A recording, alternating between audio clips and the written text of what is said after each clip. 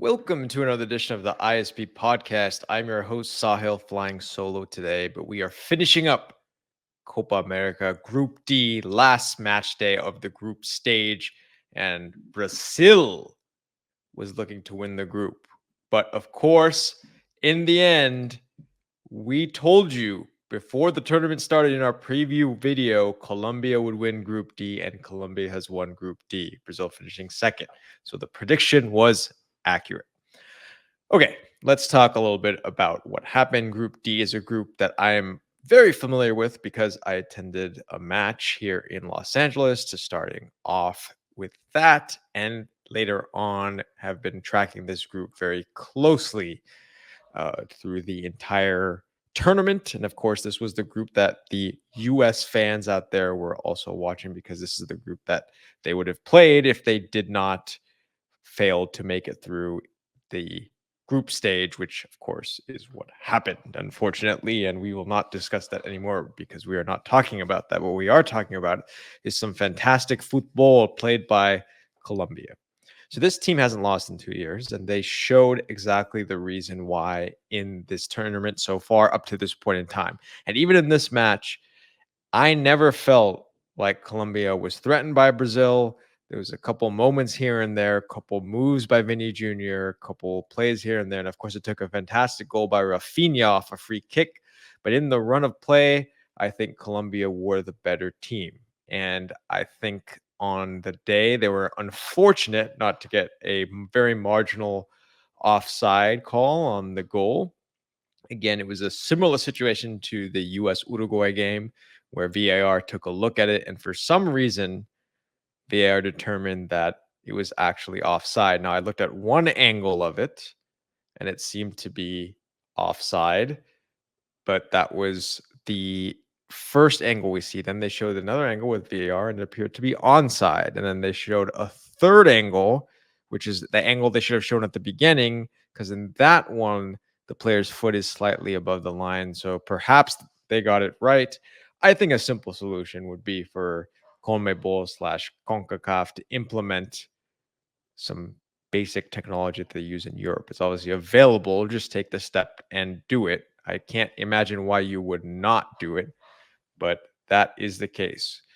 So look, James has played fantastic. I can't believe that he's at Sao Paulo and people are saying that they're not happy with him over there. I think if he plays like this, how could you not be happy with him? He's playing fantastic. Luis Diaz, we know he's been playing fantastic because he's played well for Liverpool the whole season. But forget all of that. The way this team gels together, the national team, they just seem to know what to do. Their passing, their movements, all fantastic. Bore could have won the match. That was, their finishing needs to make sure that their finishing is on point if they're going to go far in this tournament. I don't see them have any problem. I don't see them having any problems against Panama in the next round. I really don't. That would be a huge surprise, I think, to all of us if Colombia doesn't defeat Panama. Now let's talk about Brazil, because Brazil is the team that last World Cup was, the favorite basically in the last World Cup. And that team, when you watch them play, was a fantastic team on the field. Since then, it has been a huge drop off, right? Every time you watch Brazil play after that World Cup, it's just been a drop off, and that's shown up in the World Cup qualifying, and it showed up in this tournament so far. And every time people are saying, when is a team going to fire? That signals to me that says they're not going to fire. This is the team you're going to get. It's the same thing with England over in the Euros. It's the same thing with Brazil. This is Brazil. This is the Brazil team. And the thing is, now they're going to go play Uruguay, and they're going to play them without Vinny Jr., which is going to be a very difficult match for Brazil.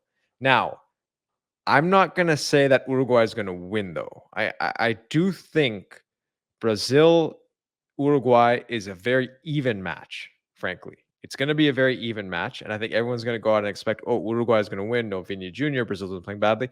I don't believe that's going to be the case. I think it's going to be a tough-fought match.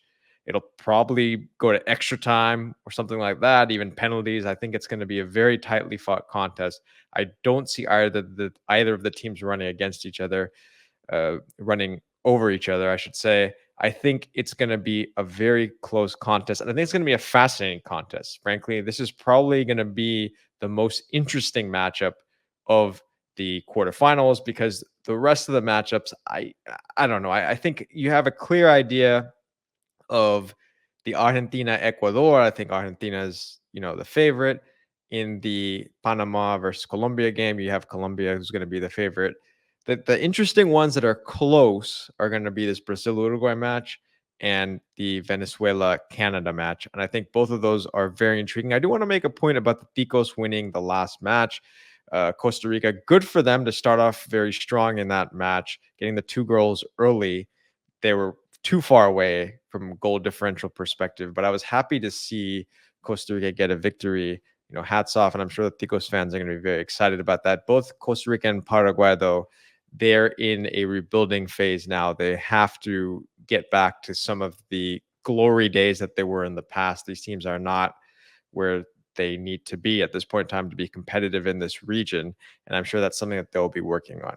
So let's finish up there with regard to this particular group. I don't think we can yet do a deconstruction of Brazil. Obviously, there was a lot of comments out there and people all saying, "Oh, is this the Europeanization of the Brazilian national team because these players have lost some of their flair, so on and so forth." I believed that narrative. I did believe that narrative prior to the last World Cup.